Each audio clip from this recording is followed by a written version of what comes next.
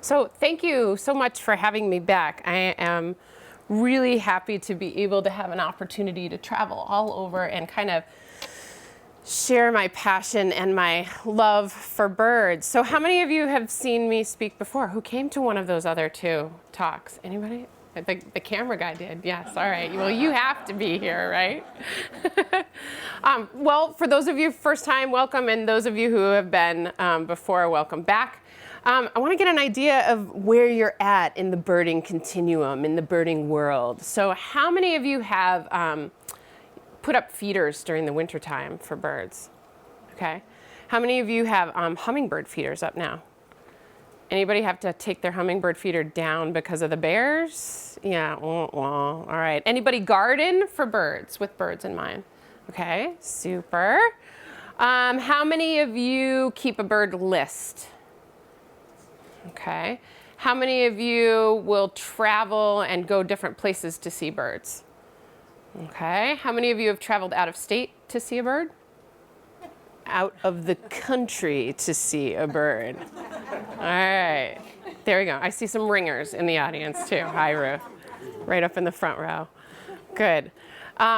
So today we're going to talk a little bit about the birds of summer. And one of the things that, if you are deep within the birding community, the birding world, birders get really excited during spring migration.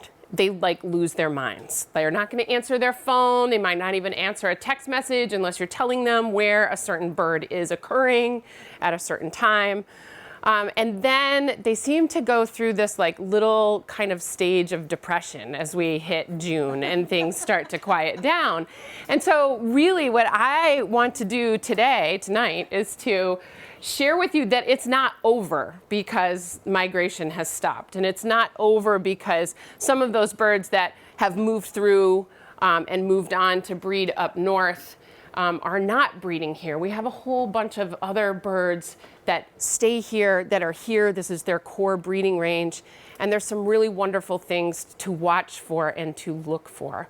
This is kind of part of this whole new shift that I am kind of working into my programs called Slow Birding. It's really about birding where you're at and seeing beyond just the identification of the bird. How many other questions, how many other things can you ask about a bird in that moment that you are having that experience with that bird? And so tonight, what I hope is I'm going to give you some little tips and tricks for things to watch for, like this bird right here. This is a Savannah sparrow. A lot of these photos are taken by birders from across the state. And if any of you here have ever shared a photo with me, thank you so much, because I am not a photographer. But a lot of my photos come from my birding friends. So this one's from Rich Kelly. And as another birding friend who lives in Massachusetts says, this one's carrying groceries. So somewhere nearby, there are some very hungry little birds. All right, so right now we are in the full green stage. Granted, it's been a little delayed this year. You guys probably still have little patches of snow, maybe here and there in the mountaintops. I know we do up where I live. You drive up and over Jay Peak, you can still see snow up there, and there are crazy people still trying to ski those patches. But really what kind of takes over right now is this lush, beautiful green landscape. And within that, we have all of these little birds that are starting to move about and are getting on with what they do during the summer. Again, this spring, we get really excited because that bird song comes back. It wakes us up out of those winter doldrums. We hear these voices for the very first time, and it kind of gets us going. How many of you, right, like that first bird song? Maybe it's when you hear the chickadee go, "Hey, sweetie," in February, and you're like, "It's coming, I know it is," right? Or maybe it's the red-eyed vireo that comes back into your neighborhood, or the cardinals are kicking it up a notch with their voices as well. And it starts to get a little bit subtler during this time of year, but there's still some really great things to look for. So I'm going to break it down for you. Just because some of the voices start to back off a little bit because birds are on their territory, they've established a mate, doesn't mean they stop singing entirely. They might be using their songs a little bit less and moving into calls, but there's all this other stuff going on. And so this is what I start to try to look for and pay attention to as I move through the summer. So May and June tend to be like that mating and nesting period. So we can hear a lot of those songs that birds are using for territory and mating. And then we can start to see birds carrying things to build nests. June into July, we still have, this year, again, it feels like it's a little bit late. Everybody's a little bit late to the game because our weather wasn't super cooperative. So we have the nesting birds, and then we get into nestlings. How many of you are seeing young fledged birds around? Awesome. All right, we'll look for them because they are there. How many of you have robins moving around? All right, how about, man, I know the starlings in our backyard, right? We see all the young baby starlings kind of following the adult starlings around right now, being very noisy and loud. So we have nesting still happening and nestlings as we move into June and July. As we get into July, like this is the hardcore family fledgling month, right? When the birds, the adult birds, are starting to push the babies out of the nest and be like, okay, you got to go out on your own. But they're also teaching those young birds different things. And this is where some of the behaviors kick in, and we can start to look for some of those things on the landscape. Molting and mastering is what I call July and August. This is where once the adult birds are done raising the young or close to it, some of them are going to start to molt as they get ready for migration. And we have all those young birds mastering things like song and feeding and, well, flight as well. Some of you have probably remembered seeing some pretty awkward birds as they're trying to navigate landings and things like that. As we get into August and September, we can start to look for that fall turnover. We actually do have some warblers that start to leave in August. It's like once they get things done, they're going to leave and start to head off to Central and South America. But we have this wonderful fall turnover that's going to start to happen in August and September, and I'll give you the teaser on that right at the end of the show so that you know what to look for. But let's talk about some of these other things first. How many of you have noticed the love in the air during the springtime? All right. So maybe you don't know what the bird is. Maybe you don't know who this is, right? Or these guys, but you know what's happening. Well, you know what's happening there, right? I hope so. Okay. So there are all these other different types of behaviors and body language that we can read on birds. So things like the way that they hold their body, the posture. So this is a northern Parula warbler, and it looks like it's bent in half, right? So the tail is straight up. This is part of the bud on the tree, so the tail isn't that long. The tail kind of stops here. The neck is up, wow, showing that beautiful yellow throat. There's a reason why they have some of these colors and stripes and things in those different places. And possibly there's some other bird, like way over here, right? Who could it be? Who could that other bird be? Female. Female or another male. And he's like, no, you're not going to come into my space. Or look at how robust my colors are to the ladies. That shows he has a great diet. So the stronger those colors are, the better fed that bird is. And when the female sees that, she knows that he is going to be a good mate because he's going to help her be able to find young. So we can look for postures happening. We can look for behaviors like this. I actually saw this with goldfinches this year, which was pretty awesome. So this is a male cardinal and a female cardinal. And it looks like they're kissing, but they're actually feeding each other. So the male is feeding the female. And one of the things I learned about watching this, I actually saw this happen in my yard a couple years ago. And I put this set of books up here because this is my favorite set of books for bird behavior. These are the Stokes Guide to Bird Behavior by Donald and Lillian Stokes. There's 3 volumes to them. And what I really love about them is that they give you a little profile on the bird and what's going to be happening during different times of year. So you get like black-capped chickadee, and it'll give you a seasonal chart for behaviors. And then they have these cool little drawings on the side of some of these body postures and behaviors that you might be able to notice. And so when I saw some of these things, here's catbird here. with some other different body postures.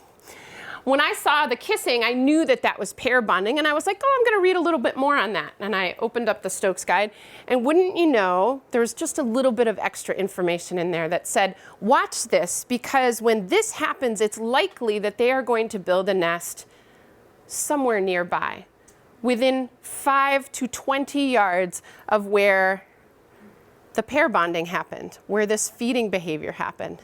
And I was like, cool. So I watched and I waited. And the next thing I looked for, the next behavior I looked for was one of those birds carrying nesting material. And wouldn't you know it, we found the nest 10, 15 feet away from that spot in the hedgerow right nearby where the male had been feeding the female. So if I had stopped and just said, meh, cardinals, great, seen those before, whatever, got it, I would have missed all this other stuff and missed that opportunity to figure out where the nest was, and then, well, to watch the babies as well. All right, how about some other postures? Look at this guy. He's like, whoa! So this is a ruby-crowned kinglet. These guys are really super tiny. You don't get to see them very often, and that crown normally is totally covered up.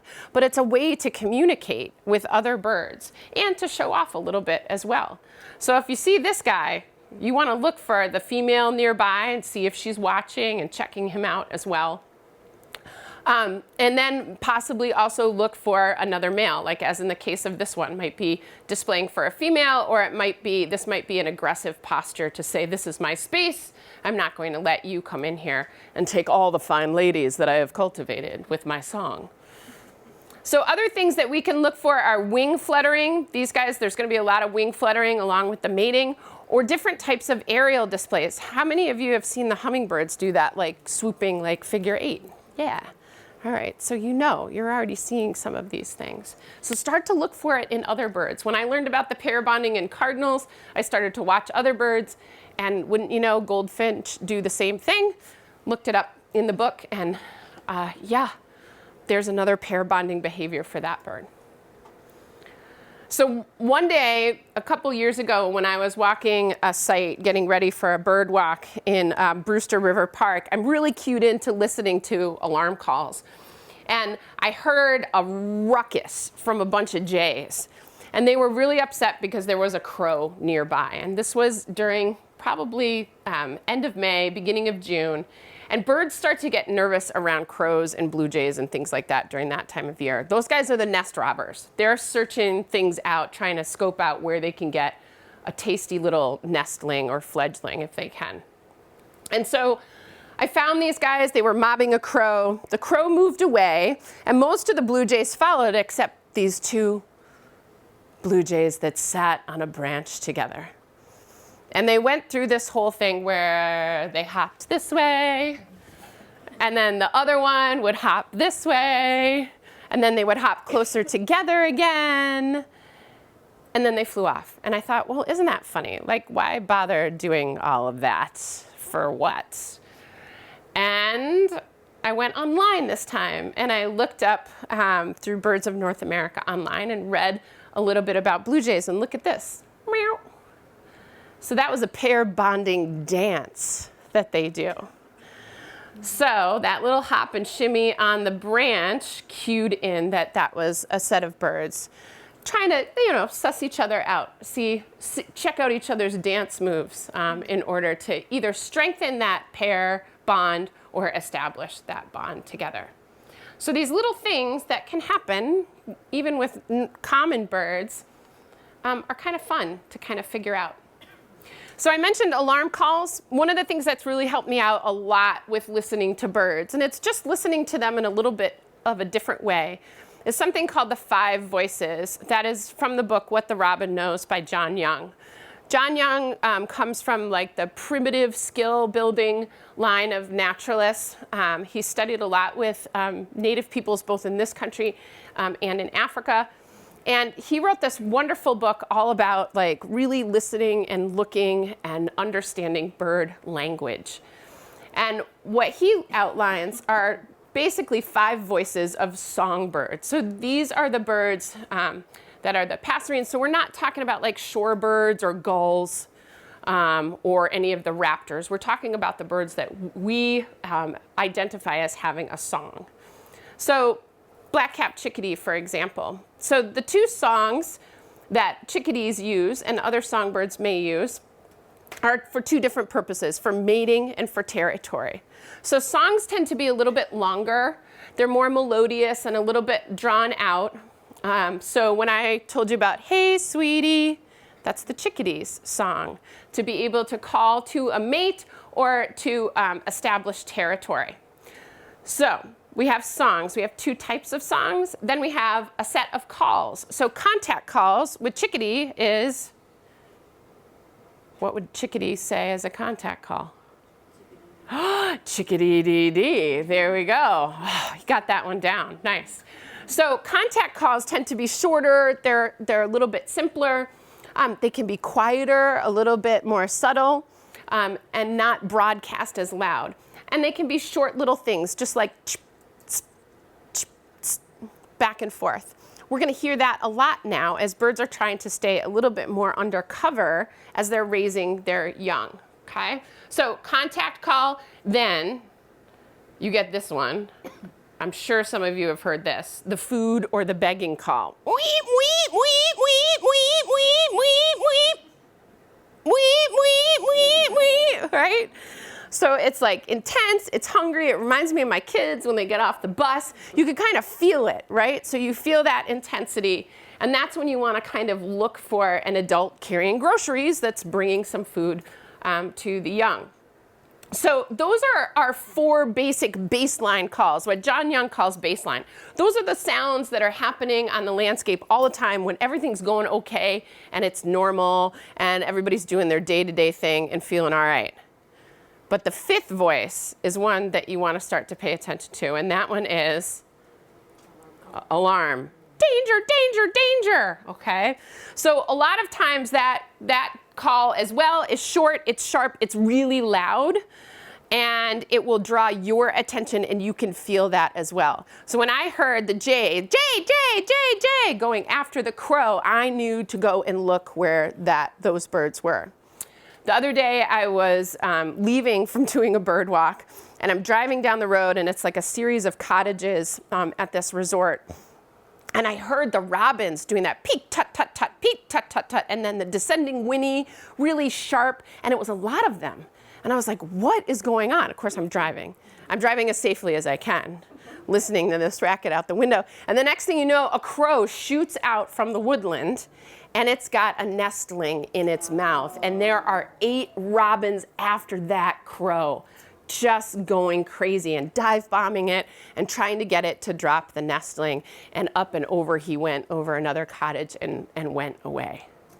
But the alarm sound was the thing that cued me in. Okay, come on, there's gotta be one person here that's going, yes, crow, way to go, get a meal. Right on, you did it. No, nobody, everybody's gotta eat. Everybody's gotta eat. So alarms can really tell us a lot and cue us in to pay attention. So if you see the birds alarming from up high, you want to look up high. If they're alarming like mid-height, but their whole focus is down low like this, and all the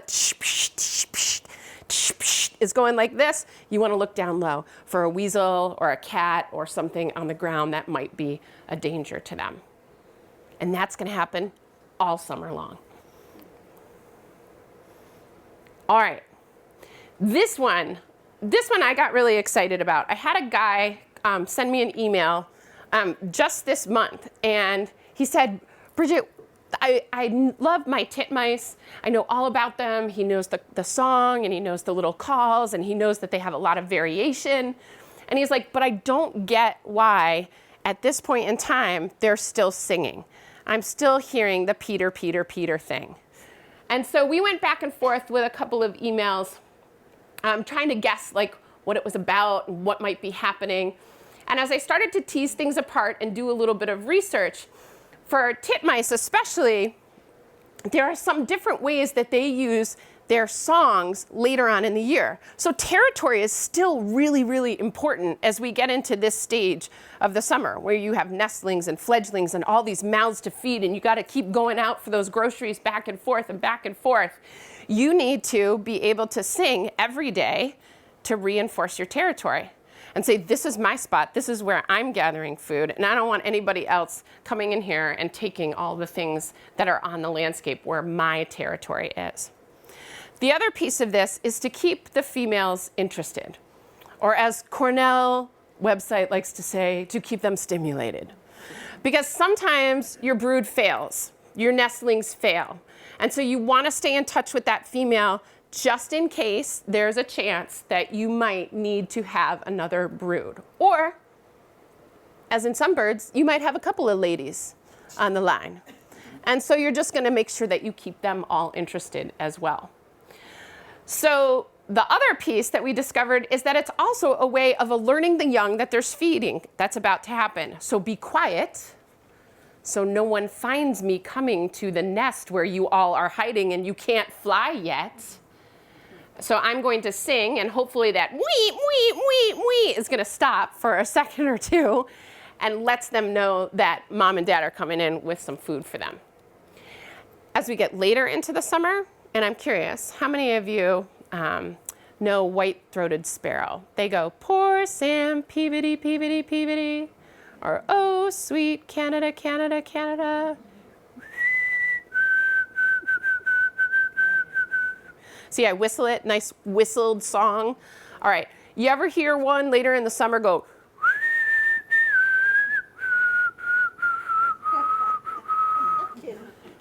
yeah, it's almost got it, but not quite, and you're like, okay, try that again, and he does it again, and it's not quite right. So the other reason why birds are still using song is to be able to teach their young. So sometimes you'll hear that nice, and this is a great thing to listen for. Like once I got keyed in on this, I was like, all right, it's the right time of year for this. I'm gonna start to listen. Last year, I heard the evolution of chickadees from begging call to chickadee to hey sweetie. And I was like, this is awesome. How did I never hear this before? It's because I thought, you know, once spring ended, then birding ended, but it doesn't, it keeps going. So birds are out there trying to learn song at the same time. So you can start to listen for those ones that don't quite have it right, and the adult that might respond to them and say, no, try it this way, so that you can get that pattern down. So just to remind you, this is what tufted titmouse sounds like, that Peter, Peter, Peter thing. Here's what's crazy about these guys. Studies have shown that they have anywhere between 12 and 20 different songs, depending on where they are. They also have different dialects depending on where you are, and that can be just from one side of the state to the other, which is really kind of cute, cool, as well as if you go to a different state. Here's some of the calls, shorter. That one's a little more intense. Ooh, he is not happy. Not happy. He's scolding. And that might be a little bit of a warning of anytime a bird goes high pitched with a call, that tells you that there might be an aerial predator up high in the sky. So the other thing that we can look for when we're starting to listen to these different songs that are coming across the landscape at this different time of year and things that don't sound quite right, we can also start to look at the bird, and you'll see this on a couple other slides a little bit better. So where this guy's got this full, nice black beak all the way through, look at this. They have this little kind of orangey pinkness to the corners of their mouth. I call it grouchy bird. Like baby birds always look grouchy when you see them because they've got this little extra bit of skin here where the beak hasn't totally developed yet, right at the gape. And their mouth inside tends to be a super bright color, and we're going to see that in just a minute. So how to find a nest? Lots of different ways. How many of you have found a nest this year? Awesome. Anybody want to share what cued them in? What clued you in? All the what? All the bird poop below it. Yeah. Oh, that's good. Some birds just let it fall out of the nest. Other birds, anybody ever seen a bird carrying a poop sack? Yep. I know, some baby birds poop in a nice little container, It's got like a little gelatinous sac around it, and the adults just pick it up and carry it out of the nest. So cavity nesting birds especially tend to have that. So sometimes, and look on the ground, because you'll see them on the ground. It doesn't look like a splat, it's like a blob. So the poop sacks, we can go home and look for poop sacks. Other things that have cued you into a nest. How about you? A bird flying in and out of the nest, going back and forth. Yeah, going back and forth to the same spot over and over again. Awesome. Other things? And then also hearing the nestlings Yeah. calling. Calling, okay. Super, yep. Same, nestlings calling. How about building? Anybody watched anybody build? Mm-hmm. Robin, mud.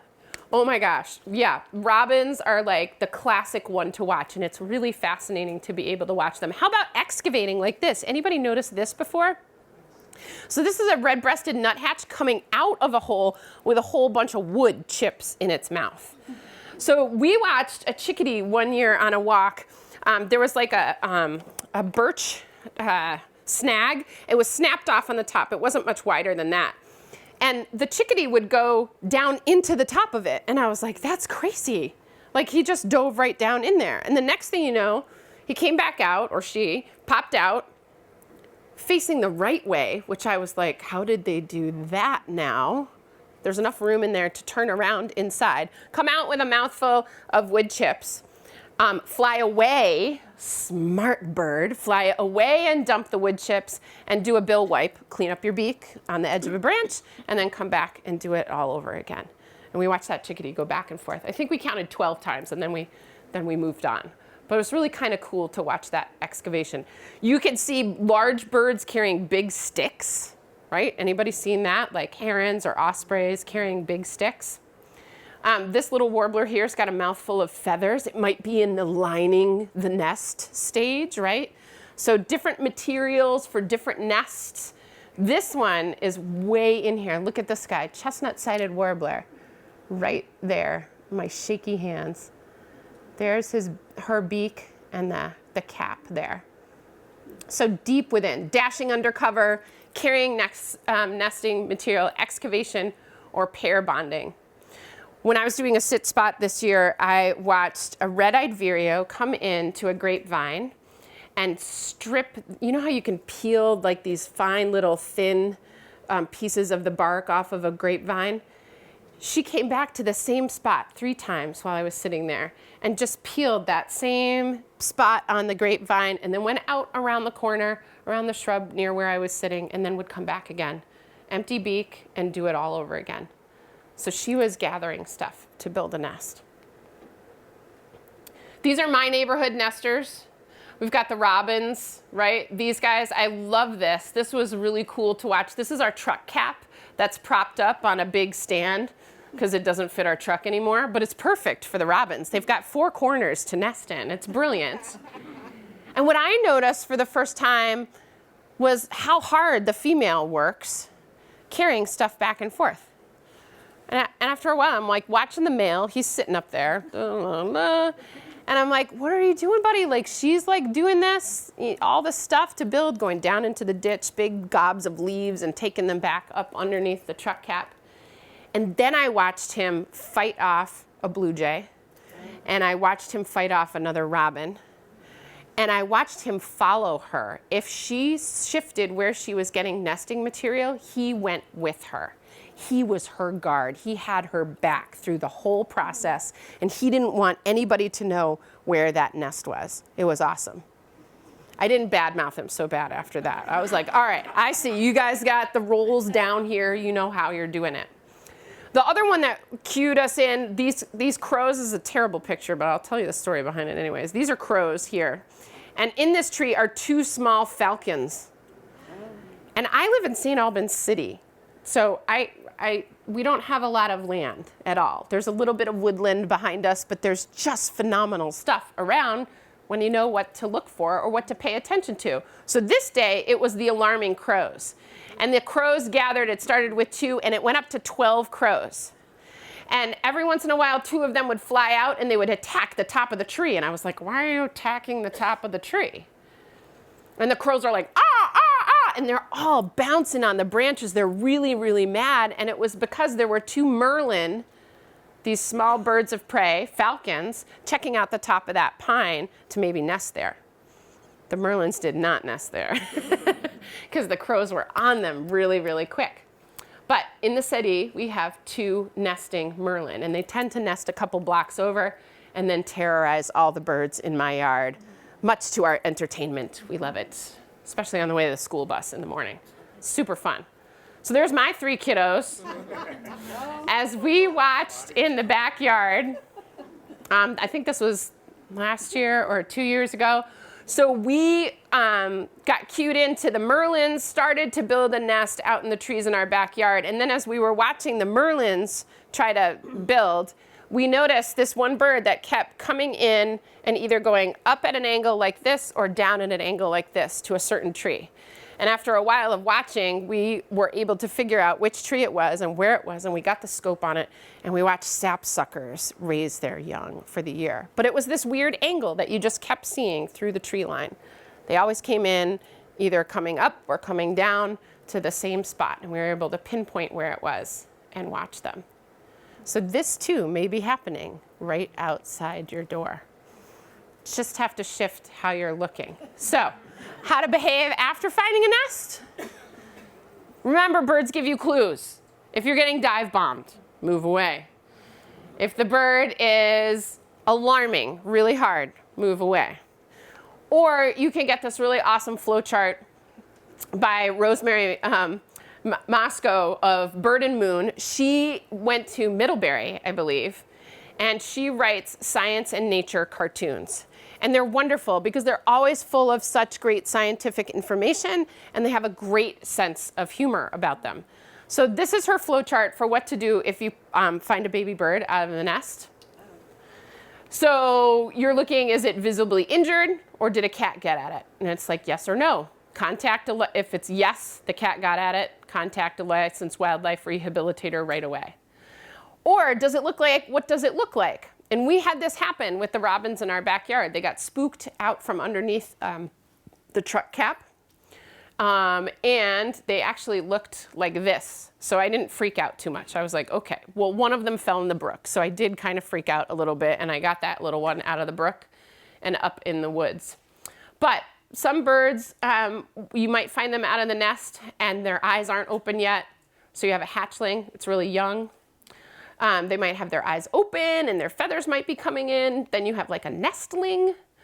If the tail feathers and the wing feathers are starting to come in and it's really starting to be moving, you have a fledgling, and this is where her sense of humor comes in.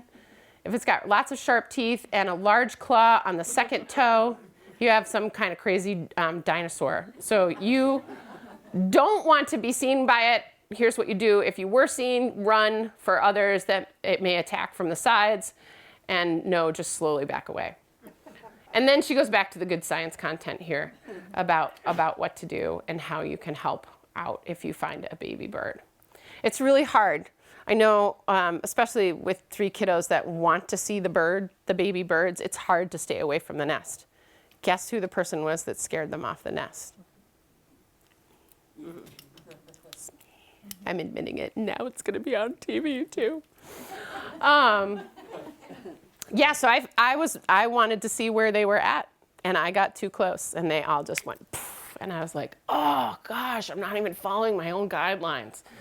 But they were all right. They're now spotted and in our yard feeding.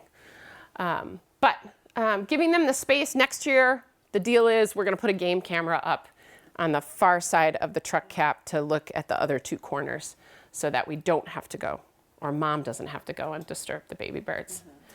So here's an idea of what they can look like, and they grow up so quick, right?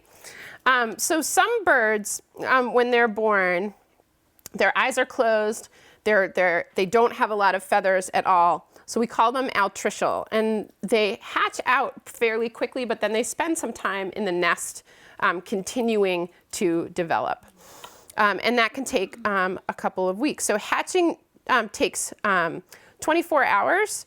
Normally it can happen a little quicker. Nestlings usually spend 13 days in the nest before fledging. And the second brood for robins, after that first brood fledges, can happen 5 weeks after the first. So we, at this point in the summer, even though we've been a little bit behind weather-wise, it's likely that the robins in your yard might be on their second brood. And sometimes the ones from the first brood will help the parents feed the ones from the second brood, which is kind of cool. So nestling, let's see, it says here in my notes, most cases of third nests in a season follow nest failure. So robins typically 2 broods. If one nest fails, they might try again after that. And here we go. This is what they start to look like, right? So there you go, grouchy bird, right? And he's got that little downturned beak. So robins are part of the thrush family, and we really get to see that when they're young baby birds. This one is fledged. They have those wing feathers and some of the tail feathers, but you can still see some of the downy feathers. It looks like have you seen the Bernie Sanders, the Bernie Sanders things? I will never look at a baby bird the same way again after that.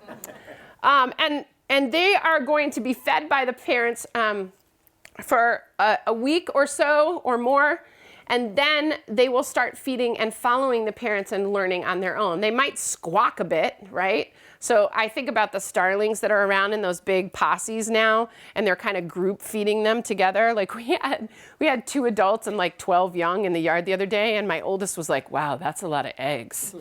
And I was like, what do you think happened there? And we had this whole conversation about maybe it's like a couple families together kind of hanging out. And then you'll see them those spots will start to fade just a little bit. I know that some of the ones that are a little bit lighter colored and have some strong white on the throat and around the eye in comparison to the adult here, right? Those are my first year birds that I can watch through my neighborhood now. I wonder how many of you have noticed what a robin does with a worm before it brings it back to the nest. Look at this. This is crazy, right? There's meal prep involved here. So it's not just, I was with a young woman who I've been mentoring this summer. She's leading walks at the Winooski Valley Park District. And she and I watched a robin, and the robin pulled the worm out, and then the worm was on the ground. And we were like, okay, is it going to eat it for itself? Is it going to bring it to a nest? Where are we at in that stage? Is this food for me, or is this food for somebody else? So the bird goes down, and we just see the bird go down, and then the next thing you know, it comes up with everything in its mouth. But it's chopping up the worm bites into smaller pieces. Now I see it all the time. I'm like, this is great. Now I'm noticing the meal preparation that's happening for some of these young birds. So hatchling, nestling, fledgling, then we have the juvenile birds that are cruising around. It's a lovely photo from Jane Ogilvie that demonstrates the chopped and prepped worms for the baby birds. Want to make it easy. All right, so then we move into the summer when all these other birds are on the landscape. They don't quite look like the adults. We're like, oh my gosh, what's going on? But it's so much fun, right? So you have these scruffy looking birds. If it looks messy, like all the feathers aren't quite in the right place yet, it's probably a fledgling bird. So this one we have fledgling black-throated blue. So not that strong, dark jet black set of feathers there, and still looking a little bit fluffy, around the edges. This one I think is chestnut-sided warbler. I'm not even sure. That's my guess. Swallow. So this is tree swallow. And look at that gape. So that mouth is a really bright orange color, or pink, or it can be red. And that's the target, right? And if you're the one that gets your mouth up there, the widest and the brightest in front of the parent is going to be the one that's going to get fed. And then this, we learned from watching the woodpeckers in our backyard. So juvenile woodpeckers, I want to make sure I get this right. So when they're born, both the male and the females have red tops to their heads. So going off of male has the red and the female doesn't, you can't do that until those crown feathers fall out and the male downy woodpecker has the red, but only on the nape. So then the red shifts from here to the back of the head when it gets its adult feathers in. So pretty kind of cool to start to watch for that at your feeder. I saw that and it was the kids. It was the kids again that were like, wait a minute, they're all boys. Like, what's going on? Where are the girls?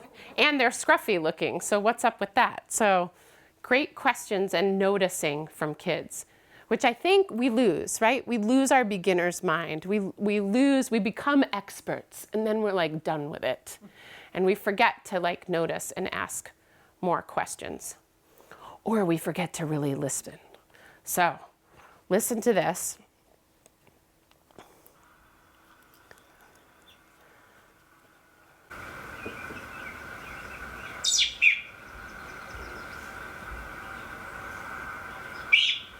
So these are some of the calls that we're going to start to hear on the landscape that are a little bit different.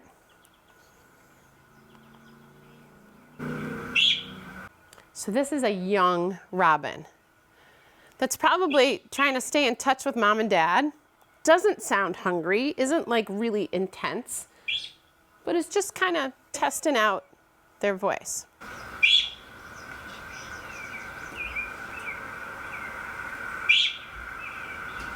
Anybody heard that one yet? Now you got to go back and listen. Yeah, all right, let's try another one.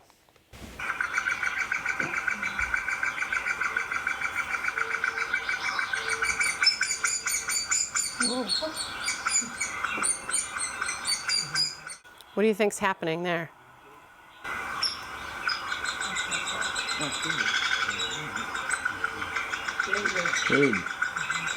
So these are actually babies being fed. And you heard the break in the intensity? That was like food getting shoved in the mouth. So a little bit of a break. But intense, insistent.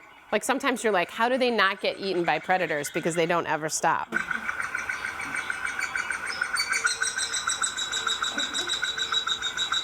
That's like my kids, like cheese stick, I'm so hungry, give me a snack. Mom, I'm still hungry. Can I have another granola bar? No. No more granola bars. All right, let's see if I can get this one to stop. It might keep going. Hopefully it's not on a loop.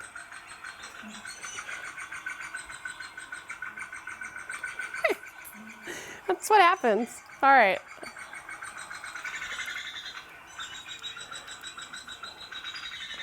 All right, now I got the woodpeckers going on top of the, no, now it's everything. Okay, that's actually what it sounds like outside. It's not all, let's see if we can get this to work again. I might have to come out here and, so the next one is chickadee. We'll see if we can get, there we go. There we go. Psh, psh, psh.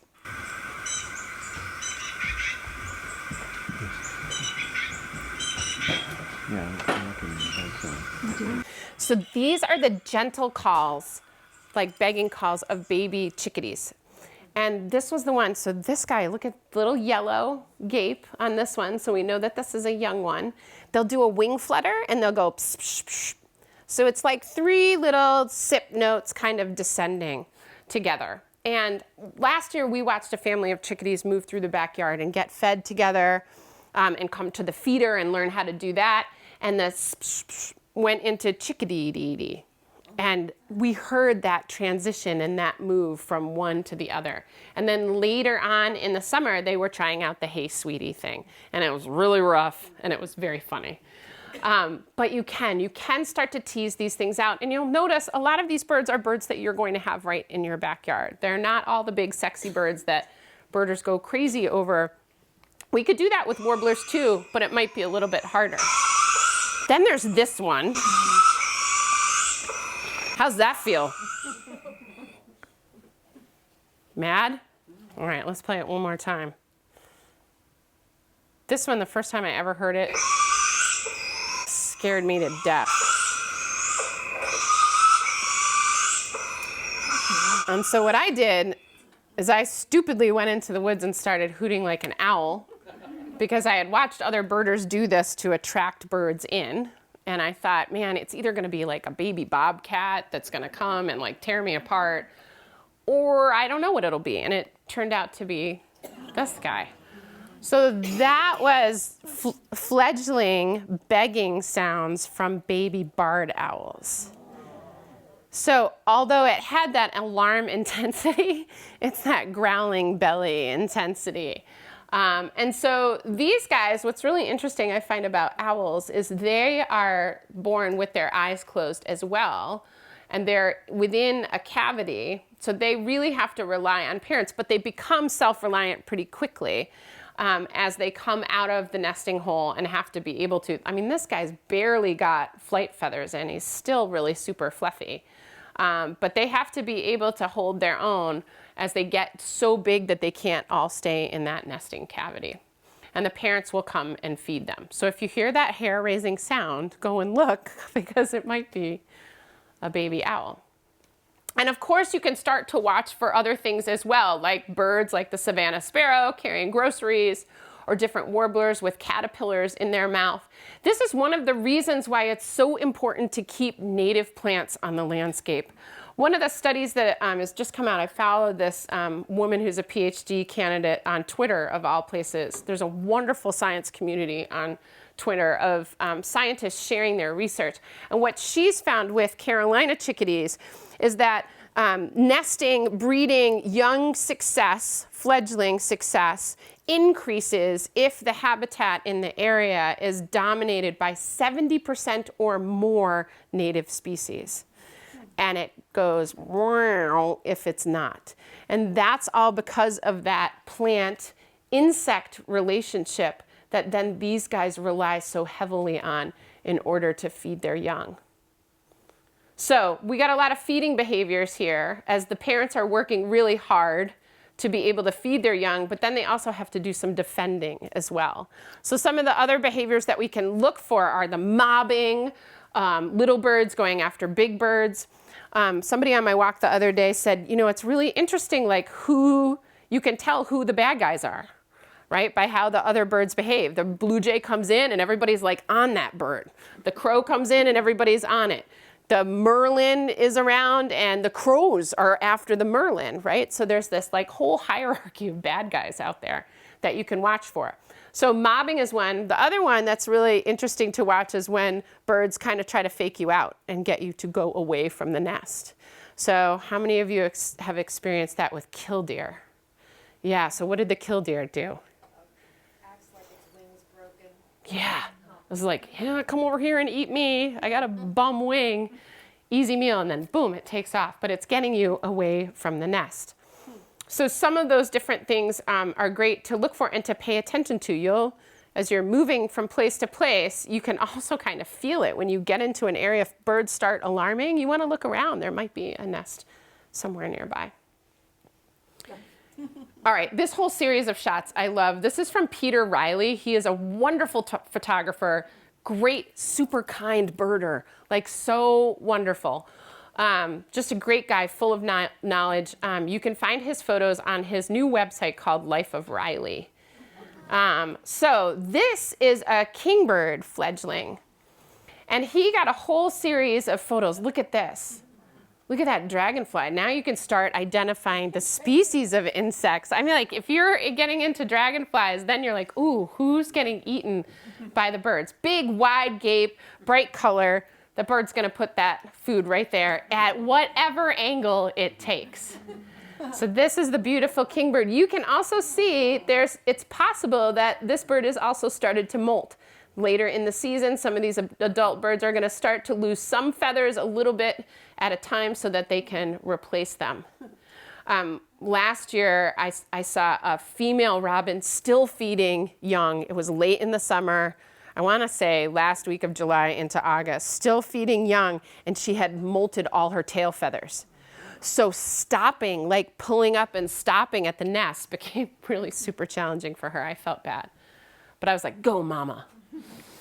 All right, baby birds are weird to try to identify. We can start to look Grab your bird book. That'll really help. They're all going to be kind of camouflaged a little bit better so that they can stay hidden as they learn to fly. This is actually a baby bobolink. Look at these super long toes.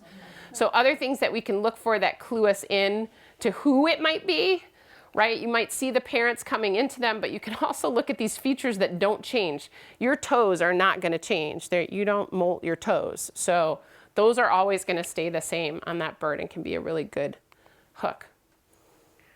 Of course, they're trying out different types of food. Is this going to work for me? Does this taste good? And they look a little weird, right? So sometimes the young one's not getting their feathers in yet, or maybe it's the adult that's starting to molt. Maybe you've seen a blue jay without the crown, or have you seen like Frankenstein cardinals? They freak me out when they lose their cap feathers because they're all gray underneath and they look really scary with that red beak. And Frankenstein season. And then, of course, as we get toward the end of the summer into August, we have this next wave of things to get really excited about. So we can start to look at shorebirds. We don't live on the coast, but we have some wonderful waterways and lakes and ponds and things where shorebirds, as they migrate, are going to come in.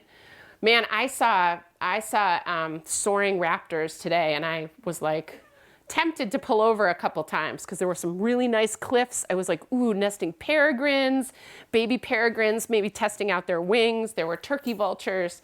So fall is that time when we can start to shift and look at migrating raptors, migrating shorebirds, and then the challenging fall warblers. Warblers that are molted or are their first year feathers that look nothing like what they're going to look like next year when they come back.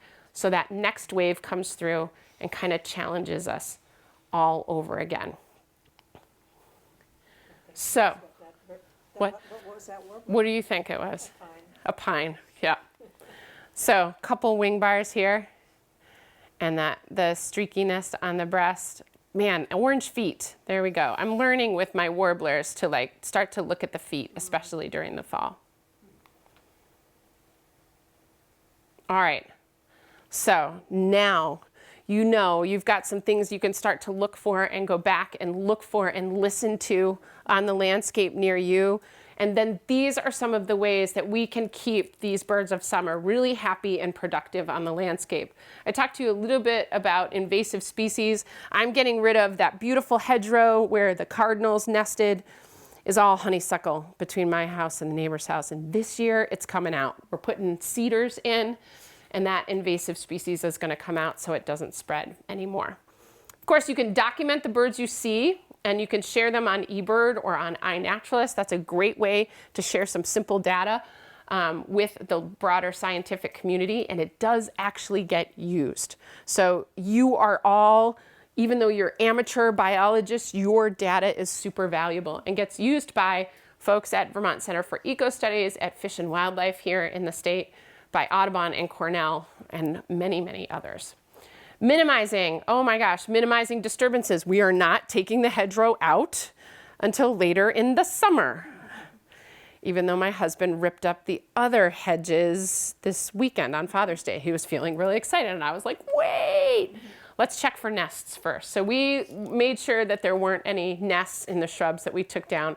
Of course, it's not always possible to plan a harvest outside of that breeding season, but you can minimize it if you can. Keep cats inside, set them up so they can watch from a distance, and watch from a distance yourself. If you're feeling those alarm calls directed at you, you might be the cause of some of that stress.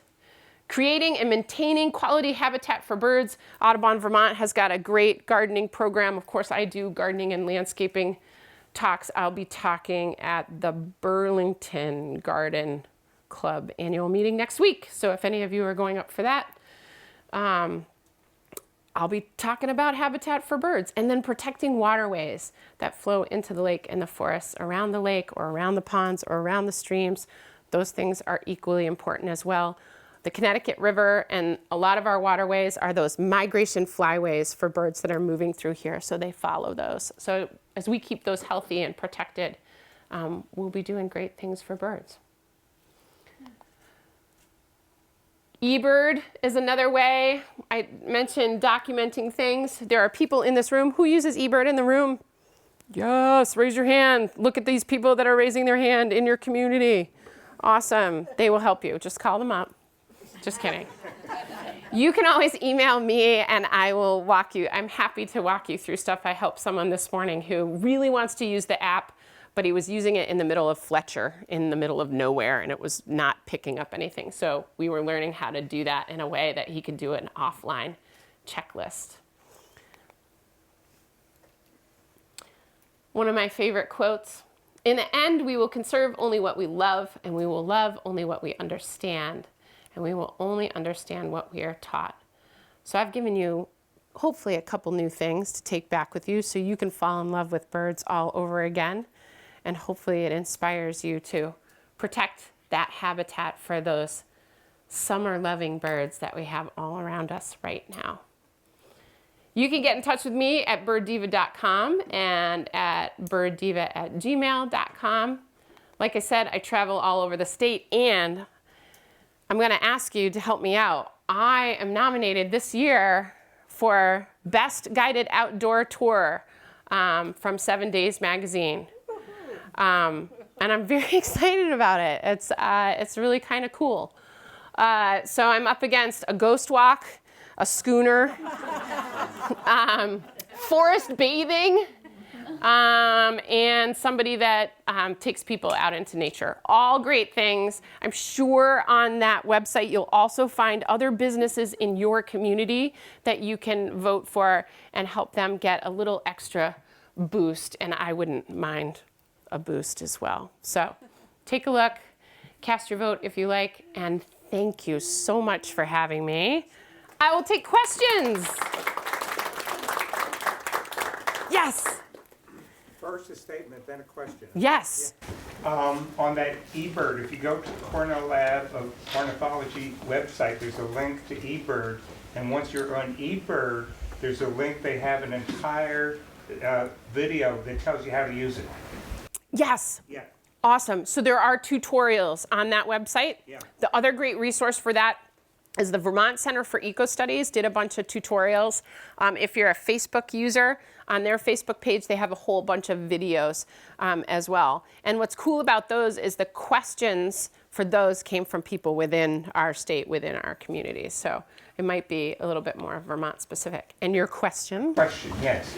My wife and I, we had never seen anything quite like this. We're looking out our front window, and there's a roundabout and on the ground. And all of a sudden, it was literally raining blue jays. Nice. For eBird, I was trying to count them. Yes. And the most we can count at one time was 22, but there was more than that. We've never seen anything. It was literally, they were eating on the ground, they were flying all over, out Yeah. of the trees. All together. What time of year? About a month ago? About a month ago. So these guys work together. So they're much more social than other birds. They're in that corvid family, and they're really super smart too, right?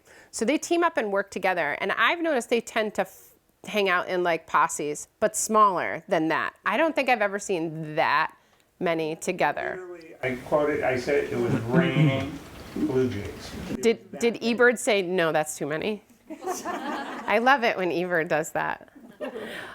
So things that I would have, like questions I would have had from that, I would have been like, okay, so obviously, like, why are there so many? And then the next one is, what were they eating?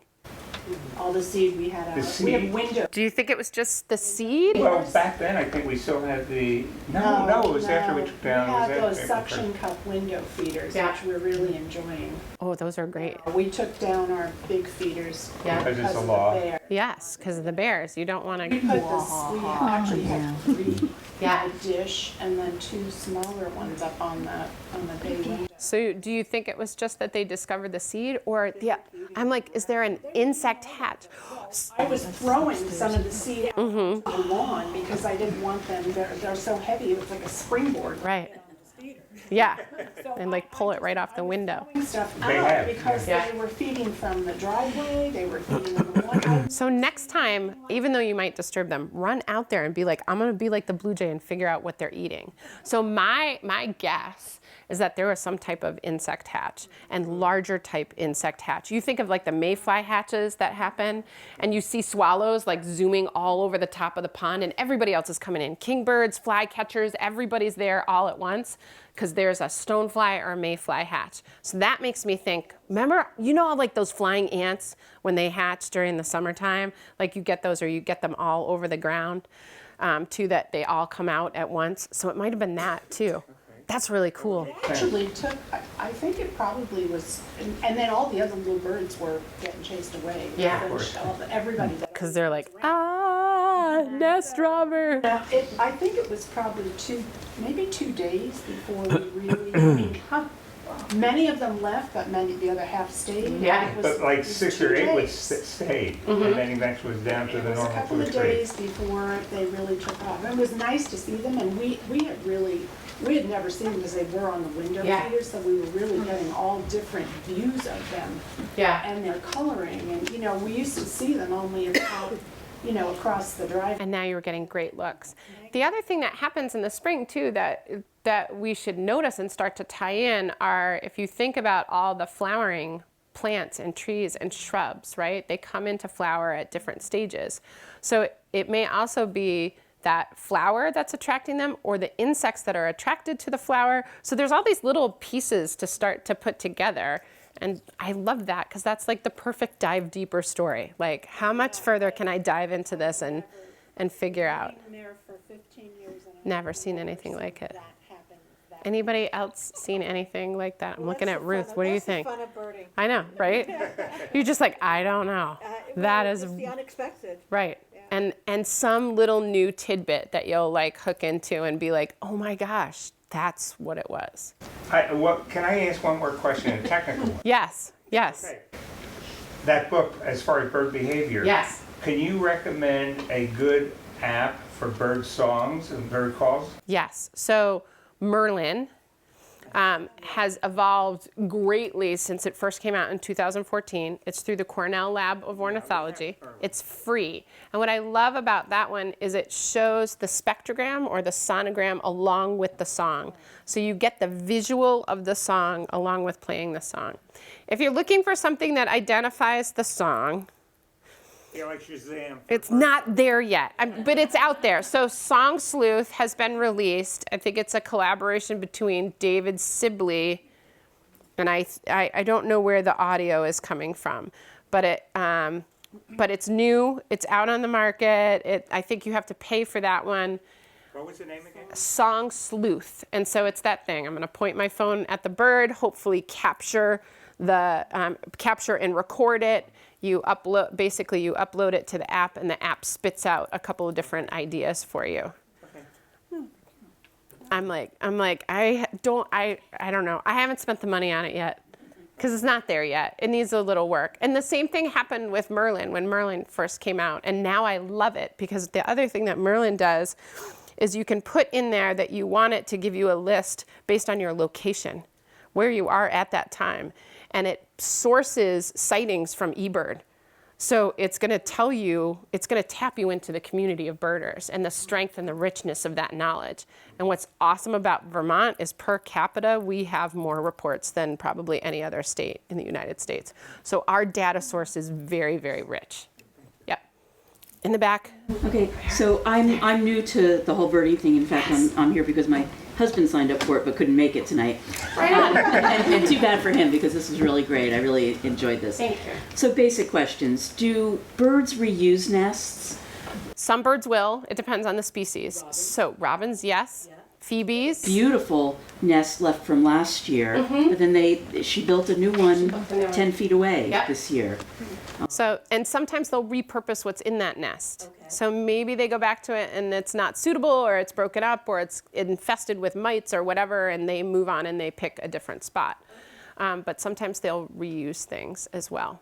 But it depends on the species. And how long do birds in the wild typically live? The little ones that we see around the house, a robin, say. Oh my gosh. And are they the same ones that come back? So some birds have high site fidelity, meaning they'll come back to the same place over and over again. Others will move on to different spots. Gosh, you know, it's a hard life being a bird, right? You've got to, especially the ones that migrate.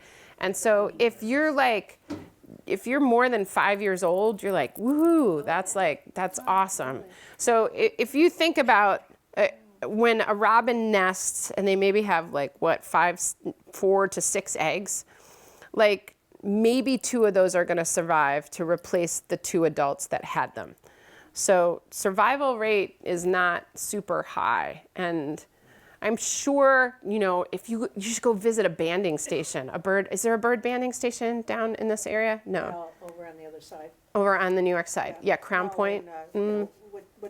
Woodstock. Yeah. Okay. The other side of the mountain Yeah, you're talking about. I'm thinking other side of the river, other side of the lake. No. But bird banders might be able to give you an even better idea of what they're seeing in terms of survival rate for birds. So they put these little bracelets on the birds that have a number for that specific bird. And then when they catch them over and over again, they're able to track kind of where they've been, different banding stations that they've hit, and how old they are.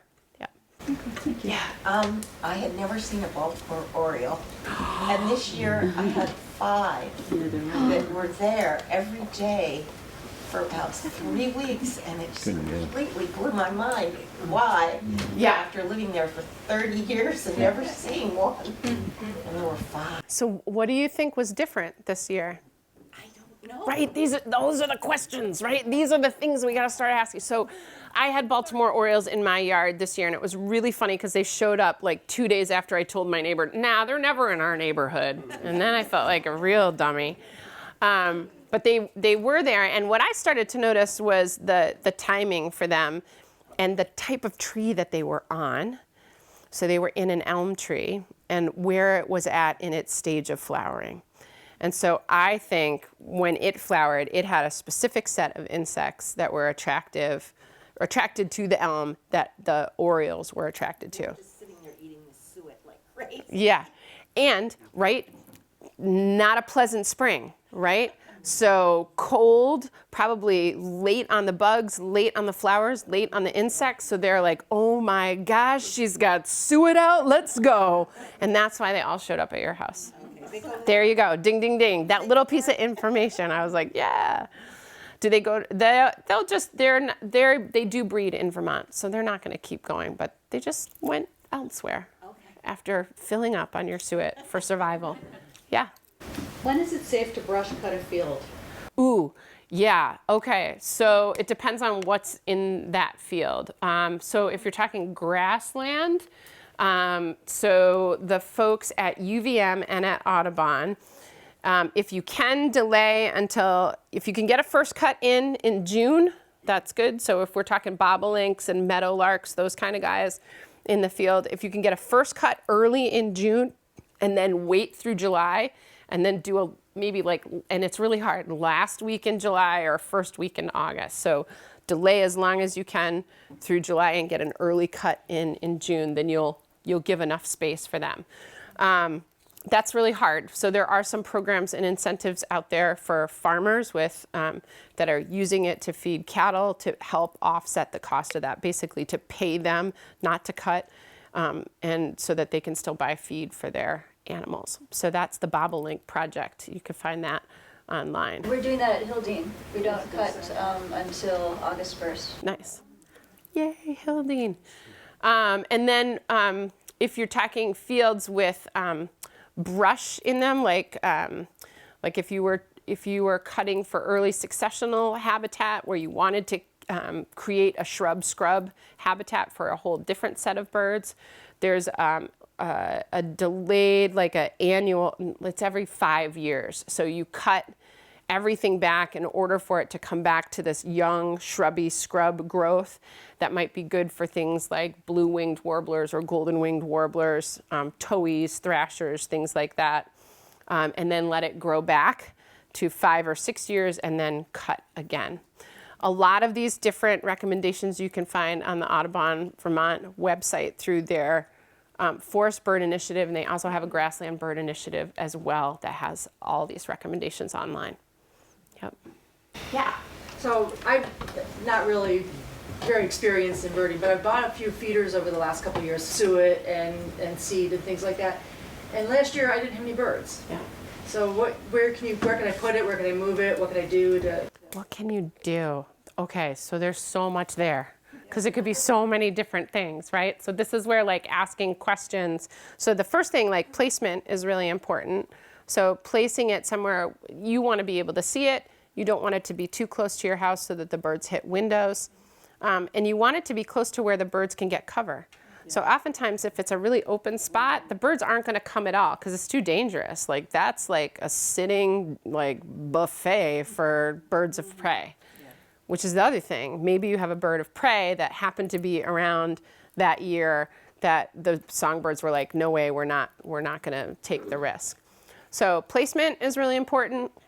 The habitat around it as well. And then sometimes your seed source can be funky. I know, like I just kept buying bum bags of thistle seed.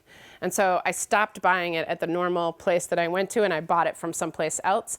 And I think maybe that bag of seed had just sat too long and they weren't into it at all.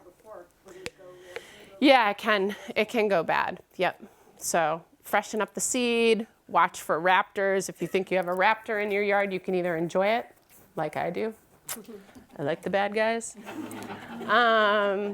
Or you can take your feeder in and allow the birds to disperse. That means the raptor will disperse and then you can put them back up again. Lots of different factors to play around with there. Keep asking those questions, like try different things, ask some more questions, and I'm sure you'll figure it out. If not, send me an email and I'll keep working with you to try to figure it out. Yep. I can give that lady a bird, okay? Yeah. I have a pileated woodpecker that comes to my house and pecks on my deck at 5:13 a.m. every morning, and you're welcome to come get him. He's been coming for 2 years, and after he's done pecking the deck, he'll go over to the grill and start pecking that thing because he wants more volume, okay? The resonance of that volume. But I guess my problem is almost over because if he only lives 5 years, he's got about 2.5 to go. You have 2.5 more years to put up with. Oh, yeah. That. He's looking for a girlfriend. There you go. And for some reason, that grill is just not doing it. He's got to try other things. Man, I remember that at Audubon, we had one that liked to, when I was working there in Huntington, there was one that liked a sapsucker that liked to hit the metal road sign and just went at that really loud. It's pretty amazing. Question, yes. I go on the same walk pretty much every morning listening for bird calls, and I'm amazed that some mornings I would expect would be perfect. Yeah. That you'll hear every warbler in the woods, sunny, perfect temperature, nothing. And then other days it'll be foggy and wind blowing through, and the warblers will be going crazy. Any idea what's going on? It could be so many things. This is where starting to tease apart, do you know the raptors in your area? What's in bloom when you hear them? What's the barometric pressure that day? What's that like? Is there a storm coming in that's pushing and suppressing birds? There could be so many things, but what I'm hearing from you is that you walk the same place over and over again. And I think that's one of the best ways to get to know a space, to get to know a habitat, is go to the same place over and over again and keep asking those questions that are going to tease some of those things apart. There's so many things that influence stuff. I remember in the wintertime, people asking me about why aren't the goldfinches around, or why isn't this bird around? And snow cover is a huge part of that. So if we think about the weather, the type of weather that we've had this spring, it's been a little weird. So it's been both wet and cold for an extended period of time. And I think that really changed a lot of the ways that these birds were coming back onto the landscape. And then when they got here, they were probably like, okay, this is crazy, right? How much energy am I going to put into all of this right now? Because I'm barely able to feed myself right now. So I don't know, but that's exciting. That's exciting. Yep. You say you like the bad guys. We had an experience about 3 years ago in New Jersey where we had a nest of broad-winged hawks. And the male terrorized our neighborhood for, I would say 8 to 10 weeks. Yeah. He drew blood on 3 occasions, people standing around within 200 to 300 yards of the nest. And it went on, and it graduated up to finally U.S. Department of Agriculture got involved, and they brought in a falconer, and they actually caught the male. Yeah. And they brought him to an Audubon site here, but we actually saw the whole event of them capturing it, which was fascinating. That's crazy. I mean, right? It becomes dangerous to people, and that's where that overlap. You're like, ooh, that's tough. No. Here in Vermont, up in some of the mountain biking communities, they shut down trails. There's always a story, at some point in the summer, about a mountain biker getting dive bombed by a broadwing or a goshawk or somebody. Or the climbers, they shut the cliffs down to rock climbers, so that the peregrines can nest. So those are places where it's a little bit easier, right? Maybe, I don't know, maybe you guys could have hard helmet, flak jackets for everyone in the neighborhood. We're gonna live together with this broadwing hawk and just dress hardcore for a while. Yeah. All right, yes. I live in the woods, and sometimes in the middle of the night, a bird will start singing. What is that bird? Do you have a smartphone? No. Do you have any way to record it? I could record it. Yeah. There you go. If you record it and you send it to me, I might be able to figure it out. Unless you'd like to do an impression of the bird right now. Which sometimes, there you go.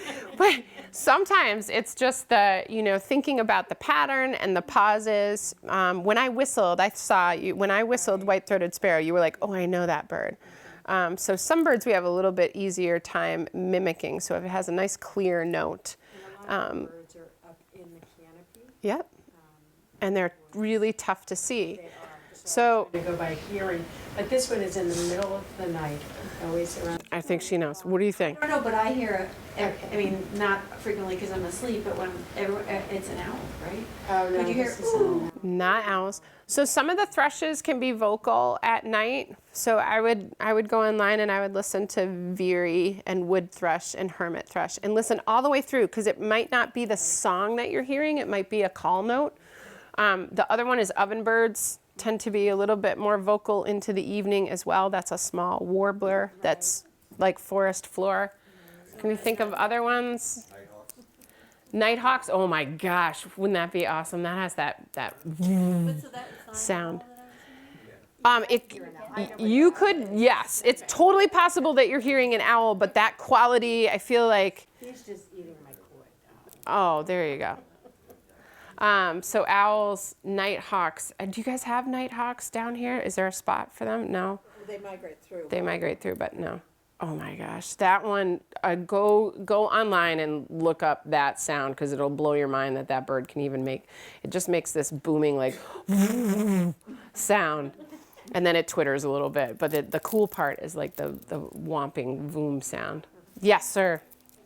I had heard somewhere that hummingbirds like to nest underneath or near birds of prey. Ooh. Because the birds of prey will protect them from the blue jays. From the jays? Yeah, that they'll go down and take care of the blue jays. That's pretty smart. I don't remember where I heard that, but have you ever heard? I have not ever heard that, and now I want to look. Now I'm going to look more for that. How I assume that the ruby-throated hummingbirds, they seem to know where the nests are, mm-hmm. and they try to find a place that would protect them. Yeah, a spot away. And it makes sense. I mean, we think about birds that like to nest near us, robin, phoebe. There's like this risk reward thing that's going on. I risk, having my nest disturbed by Bridget. But I also have the reward of being near that house, near people that will keep other predators away. happens sometimes when you're sitting outside too. So if you've ever, I'm starting doing sit spot practices on some of my programs where we sit for 20 minutes or more. And one of the things that can happen, especially if there's a predator moving through the area, is if the birds get to know you and it's a spot that you do over and over again, if a predator comes through, the birds will come closer to you. It's almost like they're like, okay, we're moving in because we know that this person is safe because we've seen them in the same spot over and over and over again. And the predator coming through is not necessarily going to know that. So sometimes that odd thing will happen, especially to folks that have a regular sit spot practice where the birds take shelter near you. Bird just hopped right on the feeder when I was putting the feeder out. They were just right. That's hunger. That's hunger. That's like, oh, this is the guy that fills this thing up and I'm going to get food. Let's go. Yeah, they'll be right there for you. Chickadees are so smart. They're always the first ones. First one's in. No. And let you know. Sometimes they yell at you if you're not fast enough. Yes, you get that scolding. Dee dee dee dee dee dee. You're like, I'm trying. I'm spilling seed everywhere. I got this. Yes. We have a bear in the woods behind where we live. And we also have a lot of hummingbird feeders hanging up on the porch. Yes. I mean, he was really, or she was really just maybe 20 yards away from us. Yeah. Last summer we had a ton of hummingbirds. This summer there's only been a few. Mm-hmm. Is there a relationship between bears and hummingbirds? I don't think the bear, I'm nervous because you have hummingbird feeders out and you've seen the bear and the feeders are on your porch. You might want to make sure you take them in, at the end of the day at night, definitely, because the bears will come after hummingbird feeders. They'll get them right down. So be careful with that. I think that this year, because the more possible explanation for that is the weather, the way this year has been, and the way food sources have been. I have hummingbird feeders out and I'm not seeing them regularly at my feeder, and I keep trying to change things. I keep changing the nectar out more. It doesn't seem to make a difference. So sometimes too, when they find a really good food source, natural food source, they're gonna go for that rather than for our stuff. And I have so many hummingbirds this year that the babies are now starting to come through. Oh my gosh, go to her house. She's got it down. Thank you all. Please, I will be picking up. I can answer more questions. You can check out the Stokes books if you want. You can find me online, again, at birddiva.com or at birddiva@gmail.com. And I do want to tell everybody that I've already been talking to Bridget. We're hoping to get her back in the fall with our bird walk. Outside. Oh, yay! All of you come out. Good. Thank you again, and have a wonderful summer. And send me your great stories of things that you notice. If you notice new things, I would love to hear about it.